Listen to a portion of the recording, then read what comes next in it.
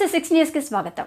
75వ జాతీయ వన మహోత్సవం సందర్భంగా భద్రాద్రి కొత్తగూడెం జిల్లా లక్ష్మీదేవిపల్లి మండలం కార్తీకవనంలో మొక్కలు నాటిన కొత్తగూడెం శాసనసభ్యులు కూనంనేని సాంబశివరావు.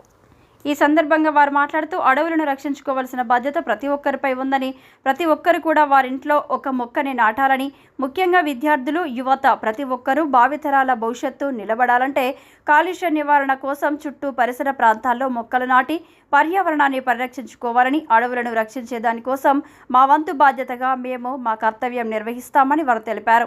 ఈ కార్యక్రమంలో సిపిఐ జిల్లా కార్యదర్శి Sabir Pasha, DFO Krishna Goud, IFS Kothagudem FDOU Koteswararao, Kothagudem FRO Suresh, Ramavaram FRO Uma, forest సిబ్బంది, విద్యార్థులు పాల్గొన్నారు.